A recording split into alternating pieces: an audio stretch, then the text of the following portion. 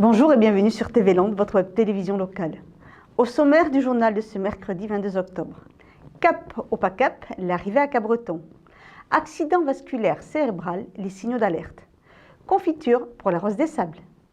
Samedi dernier, les championnes du monde de sauvetage côtier, Stéphanie Barnex, Alexandra Lux et Itziar Abascal, ont achevé leur seconde traversée test entre Lorient et Cabreton. Un test grandeur nature avant leur départ pour le Chili au mois de décembre et le défi givré qu'elles se sont lancées. La traversée de l'océan Antarctique depuis le Cap Horn en paddleboard, soit 1000 km dans une eau à 2 degrés. Notre équipe était présente pour les accueillir comme bon nombre de personnes venues les encourager. Après 5 jours passés en mer sur leur planche de paddle, les 3 championnes ont regagné leur port d'attache, fatiguées, mais avec le sourire après une traversée éprouvante. Ça y est, on est trop contentes. Vous pouvez pas vous imaginer. Ça a été dur, on a eu vraiment des conditions mais très très défavorables. Du coup pour nous, première nuit ça a été vraiment très dur. On a vomi, moi j'ai vomi plusieurs fois. Mais en définitive, quand on fait le bilan, et on va le faire peut-être à tête reposée, quelque part c'est bien aussi d'avoir eu de très grosses conditions défavorables parce que ça nous prépare mentalement à ce qui nous attend et notre capacité à ramer vite le jour malgré les conditions défavorables, ça a été un très très bon point qui nous a rassurés. Vent de face de 30 nœuds, houle de 3 mètres, pluie, rien n'a été épargné aux 3 rameuses. Au final, un bon test avant d'affronter le légendaire Cap Horn. Voilà, exactement, c'est ce qu'on s'est dit, mais normalement là-bas, on devrait avoir des conditions 3 quarts arrière. Donc voilà, pas aussi difficile. Après, ce sera autre chose, effectivement, parce que la houle sera plus grosse. Je pense que le vent va être plus fort, mais s'il est derrière nous, ça va nous aider plutôt à avancer. Alors que là, quand c'est vraiment plein face, la houle et le vent, c'est vraiment dur. Avec cette traversée, l'équipe avait plusieurs objectifs. Tout d'abord, permettre à l'équipage de trouver ses marques à bord du bateau suiveur et surtout aux filles de mettre à l'épreuve leur équipement avant le départ pour le Cap Horn. Au cours de cette traversée, on a testé surtout la nouvelle planche parce qu'on a une planche spéciale pour cette traversée et elle est très bien. Nous avons aussi essayé les combinaisons sèches que nous utiliserons en Antarctique à cause du froid. Elles sont pas très commodes, elles sont un peu trop grandes, mais elles laissent pas rentrer l'eau et donc on peut être habillé dessous. Et ça, c'est parfait. En plus, on a testé aussi le transfert de relais par le côté. D'habitude, on le faisait par l'arrière du bateau. Donc là, on a vraiment vu dans les conditions difficiles que c'était le plus efficace de transférer la rameuse par le côté du bateau, notamment sur un monocoque, parce que ça gîte. La planche, elle est top. Il faut qu'on rajoute le compas dessus pour avoir une bonne direction, parce que dès qu'on s'écartait un peu du bateau, on n'a aucun repère. Je crois que moi, une fois, j'ai carrément fait demi-tour, quoi. Je ramais, puis le bateau était dans l'autre sens. Donc là, je me suis dit qu'il fallait vraiment avoir le compas sur la planche, sinon la planche, elle est vraiment top. Ces 5 jours de test dans des conditions difficiles ont aussi permis aux filles de recalculer leur temps de rame pour chaque relais afin d'être les plus efficaces possibles. On se rend compte que ramant 1h15, en fait, on ne peut pas ramer plus longtemps parce qu'on va perdre en vitesse. Le seul souci, c'est que comme on n'est que 3, on n'a que 2h30 de récupération et c'est très très court, 2h30. Il faut se remonter, se changer, se rincer, etc. Alors, se remettre en... Du coup, on s'arrêtera la nuit, comme on avait fait un peu en fait, sur l'Atlantique, mais on ne va pas s'arrêter 3 heures, on va s'arrêter, je pense, 5-6 heures. Je pense qu'après ce grand test, nous sommes prêts pour faire la grande traversée et relever ce grand défi. Et je sais que l'on peut compter sur toute l'équipe, les filles, le kiné, le journaliste et le skipper. En plus, le deuxième skipper est mon oncle, donc on est comme une grande famille et je suis très heureuse et nous sommes très bien préparés pour ce prochain défi. Les 3 championnes sont donc prêtes, d'autant qu'elles ont reçu un accueil chaleureux à leur arrivée. Famille, amis, anonymes et enfants des écoles sont venus leur témoigner tout leur soutien, des moments qui reboostent les filles. Et c'est vrai que c'est très important, on a eu énormément de dessins et de mots des enfants. Et je sais que Steph, elle en avait à bord, donc de temps en temps, quand ça va pas, on se retourne, on voit ces petits dessins, tous ces petits mots qui sont adorables et ça nous redonne un second souffle. Pour les soutenir dans leur aventure, rendez-vous sur le site de Cap au pas cap et du 11 au 18 novembre au centre aquatique Aigueblu pour relever le défi des 40 000 longueurs, l'équivalent des 1000 km que Stéphanie, Alexandra et Dziar vont parcourir sur leur planche à la seule force des bras. L'accident vasculaire cérébral, quoique de plus en plus répandu, est encore méconnu. Notre journaliste a rencontré les professionnels de la santé du centre hospitalier de Dax pour mieux vous éclairer sur les signes avant-coureurs de ces accidents et les réflexes d'appel à avoir. Dans les Landes, 1000 personnes par an sont touchées par un AVC, une maladie encore trop méconnue. Alors l'AVC, c'est l'interruption brutale de la circulation cérébrale. Soit, c'est pas le plus fréquent, c'est 20%, une artère qui se rompt, on appelle ça une hémorragie cérébrale. Soit, le plus souvent, elle se bouche, et quand elle se bouche de façon durable, on appelle ça un AVC ischémique ou un infarctus du cerveau. Disons que la moyenne d'âge est quand même de 70 ans, entre 70 et 75 ans, mais il y a 25% de moins de 65 ans. Il y a même des enfants, ou en tout cas de jeunes adultes, ça c'est assez fréquent, 25%, qui font des accidents vasculaires cérébraux, alors qu'ils sont encore actifs professionnellement. Donc ce n'est pas seulement une maladie de la personne âgée. Beaucoup de gens arrivent trop tard. Ils ont eu un trouble de la parole, mais ils n'ont pas pensé à un AVC.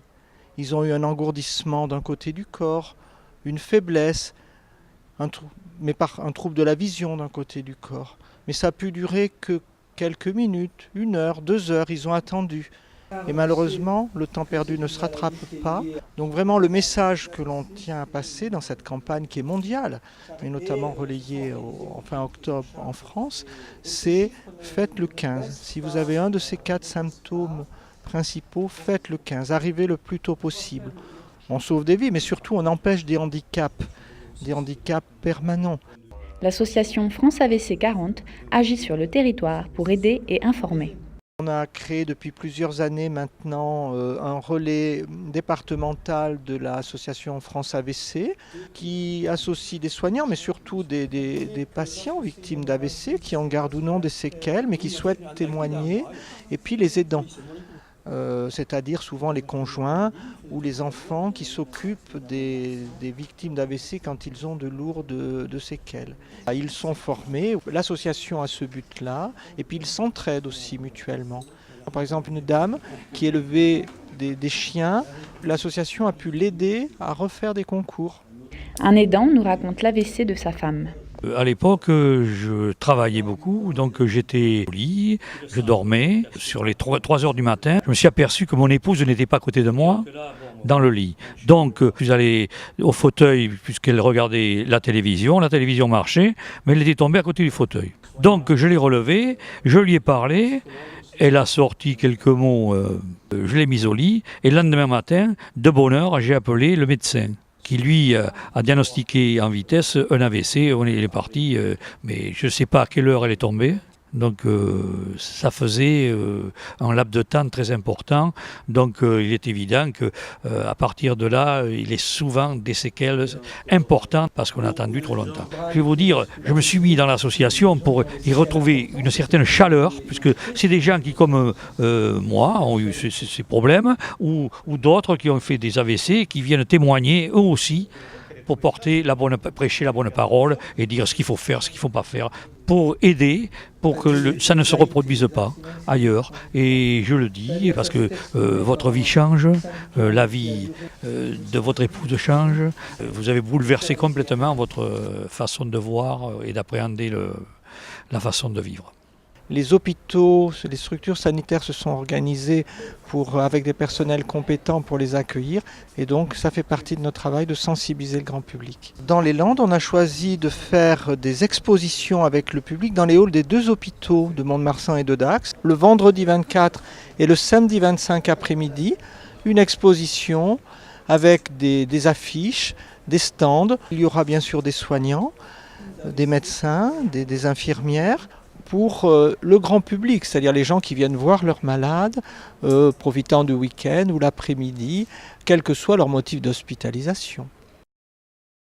La Rosée des Sables propose depuis 14 ans un rallye 100% féminin à but humanitaire alliant courses dans le désert et des associations pour l'éducation ou la santé. Pour réaliser ce projet, 2 Soustonnaises, toujours à la recherche de sponsors, se sont mises aux confitures maison pour arriver à boucler leur budget. Ce n'est pas pour leur enfant que ces deux mamans se sont mises aux confitures, mais pour financer leur participation au rallye de la Rose des Sables en 2015. Qui rassemble des femmes de tous les horizons, qui sont françaises mais aussi suisses et québécoises, et qui participent à ce rallye au Maroc en partenariat avec 3 associations. Une association landaise qui s'appelle Enfants du désert, la Croix-Rouge française, et une autre association qui s'appelle Cancer du sein, parlons-en. Et donc, ils profitent en fait de cet événement pour descendre du matériel pédagogique, puisqu'on demande à chaque équipage d'emmener à peu près 50 kg de matériel. Des jouets pour les enfants, à condition qu'il n'y ait pas de piles. Ça peut être aussi des vêtements, des chaussures, du matériel pédagogique. Cartable, stylo, cahier, gomme, enfin les choses, on va dire, basiques dont les enfants auront besoin pour l'école. Donc là, par contre, on doit démarcher des entreprises pour qu'ils nous donnent du matériel neuf. Recherche de sponsors, création d'événements ou confiture maison, elles espèrent boucler leur budget avant le 8 septembre 2015. Donc on s'est lancé dans la réalisation de confitures en essayant de faire des confitures un petit peu originales et pas forcément celles qu'on trouve dans les magasins. Donc là, en début, on a fait des chutneys, figues et tomates. Et donc, on a fait plusieurs confitures un petit peu originales, de tomates rouges, de tomates vertes, pêche de vigne, bananes au rhum. En fait, on prend les produits qui sont sur le moment. De saison. De saison. Donc celle d'aujourd'hui, c'est ce qu'on a appelé la confiture d'automne, avec des figues, des poires, des pommes, du miel et noisettes, pistaches, noix. C'est ça. C'est ça. Et elle est délicieuse. Désert à cœur est donc une aventure humaine qui rassemble cette institutrice et ce médecin pour une belle cause. Je pense que si ça n'avait pas été Laurence, je ne sais pas si je serais partie dans cette aventure. Voilà, parce que... Il y a des choses qui nous lient. Il y a des choses qui nous lient. Et voilà, moi, on est vraiment bien épaulés par nos maris qui sont rentrés dans le projet avec nous. Et voilà. Par les enfants aussi. Oui, les enfants. Qui sont contents de voir que leur mère rentre dans quelque chose. Et puis c'était une façon pour nous, au vu de nos professions respectives, d'arriver à faire quelque chose en commun. Voilà. Donc ça nous permettait de réaliser quelque chose qui nous tenait à cœur, chacune dans son domaine de compétences, et bien de là, de pouvoir le faire ensemble. Et pour les soutenir, vous pouvez trouver tous les renseignements sur leur site internet et acheter leurs délicieuses confitures. Voilà, cette édition est maintenant terminée. Je vous donne rendez-vous vendredi pour un prochain journal de TV Land, votre web télévision locale. Je vous souhaite en attendant de passer une excellente journée.